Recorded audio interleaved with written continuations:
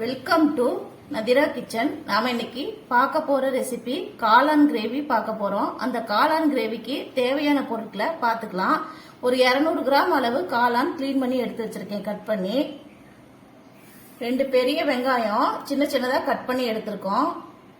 2 பெரிய தக்காளி, அதையும் சின்ன சின்னதா கட் பண்ணி எடுத்து வச்சிருக்கோம். 3 பச்சை மிளகாய், அதை ரெண்டா கீறி எடுத்துக்கலாம். 1 டீஸ்பூன் இஞ்சி பூண்டு பேஸ்ட், கொஞ்சம் கொத்தமல்லி தழை, 1/2 டீஸ்பூன் மஞ்சள் தூள், 1/2 டீஸ்பூன் கரம் மசாலா தூள், 1/4 டீஸ்பூன் ஜீரகத்தூள், 1 டீஸ்பூன் வரமிளகாய் தூள், 1 டீஸ்பூன் மல்லித்தூள், உப்பு தேவைக்கு சேர்த்துக்கலாம். அடுப்பை பற்ற வச்சு கடாய் வச்சுக்கலாங்க.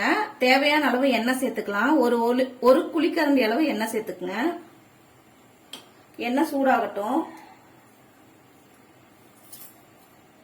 எண்ணெய் நல்லா சூடாயிடுச்சுங்க. கட் பண்ணி வச்சிருக்க பெரிய வெங்காயத்தை சேர்த்துக்கலாம். எவ்வளவு பொருசா வெட்ட முடியுமோ அந்த அளவுக்கு நைஸா வெட்டிக்குங்க. இது நல்லா ஒரு 5 நிமிஷம் வதங்கட்டும்.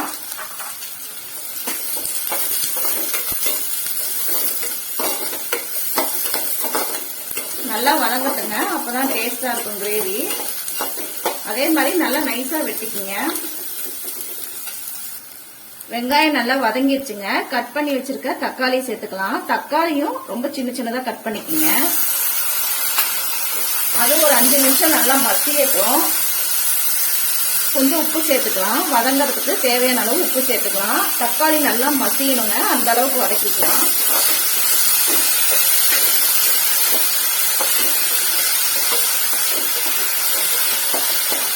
ஒரு 5 நிமிஷம் வதங்கட்டும். தக்காளி நல்லா மசிஞ்சிருச்சுங்க. இந்த ஸ்டேஜ்ல நம்ம எடுத்து வச்சிருக்க இஞ்சி பூண்டை சேர்த்துக்கலாம். இஞ்சி பூண்டு பச்சை வாசம் போற வரைக்கும் ஒரு நல்லா பெரட்டி எடுத்துக்குங்க. ஒரு 1 நிமிஷம் இதுல நல்லா வதங்கட்டும்.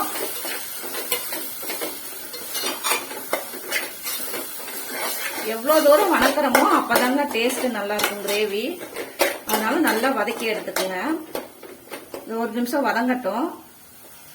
இஞ்சி பூண்டு போட்டு 1 நிமிஷம் வதக்கி எடுத்துட்டேங்க. நம்ம கட் பண்ணி வச்சிருக்க பச்சை மிளகாவை சேர்த்துக்கலாம். பச்சை மிளகாய் வேணாங்கிறவங்க ஸ்கிப் பண்ணிக்கோங்க.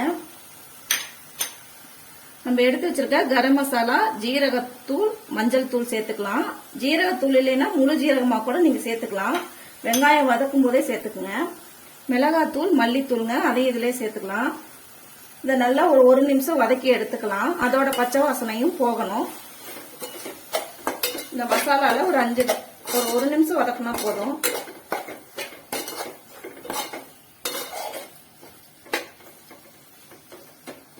மசாலா சேர்த்து 1 நிமிஷம் நல்லா வதக்கிட்டங்க. நம்ம இப்ப கட் பண்ணி வச்சிருக்க காளானை சேர்த்துக்கலாம். காளான் கட் பண்றது உங்க விருப்பம், எந்த சைஸ்ல வேணாலும் கட் பண்ணிக்கங்க. இப்ப இத போட்டு ஒரு 1 நிமிஷம் இதுல மசாலால நல்லா வதக்கிக்கலாம். எடுத்தோடனே தண்ணி ஊத்த வேணாம், காளான்ல இருந்தே தண்ணி விடும். அதனால ஒரு வதக்கி கொஞ்ச நேரம் மூடி வச்சுட்டு அப்புறம் தேவைன்னா தண்ணி சேர்த்துக்கலாம்.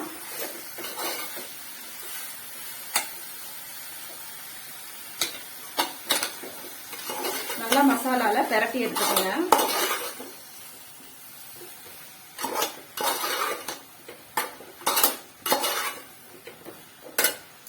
இந்த ஸ்டேஜ்ல இன்னும் கொஞ்சம் உப்பு சேர்த்துக்கலாம். கிரேவிக்கு தேவையான அளவு உப்பு சேர்த்துக்கலாம்.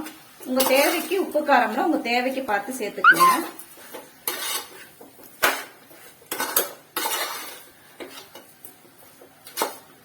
நல்லா வதக்கியாச்சுங்க. இது ஒரு மூடி போட்டு ஒரு 5 நிமிஷம் சிம்ல வச்சு விட்டுறலாம். காளான் இருக்க தண்ணி எல்லாம் வெளியில வந்துடும். இது ஒரு 5 நிமிஷம் சிம்ல வச்சு மூடி வச்சிருங்க. மூடி வச்சு 5 நிமிஷம் ஆயிடுச்சுங்க. பாத்துக்கலாம். பாருங்க, காளான்ல இருக்க தண்ணியே இருக்கு நிறையா. காளானும் நல்லா வெந்துருச்சு. இன்னும் கொஞ்சம் கிரேவியா வேணும்னா நம்ம தண்ணி சேர்த்துக்கலாம். இப்ப நம்ம சப்பாத்திக்கு ஏத்த மாதிரி தான் செய்ய போறோம். அதனால கொஞ்சம் தண்ணி சேர்த்துக்கலாம்.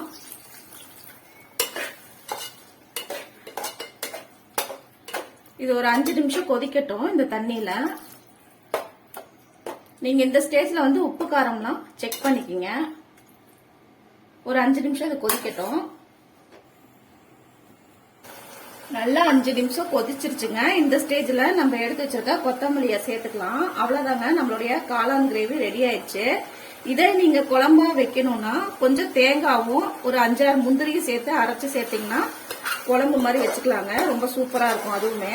அவ்வளவுதாங்க, சூப்பரான நம்மளுடைய காளான் கிரேவி ரெடி ஆயிடுச்சுங்க. ரொம்ப டேஸ்டான காளான் கிரேவி ரெடி ஆயிடுச்சுங்க.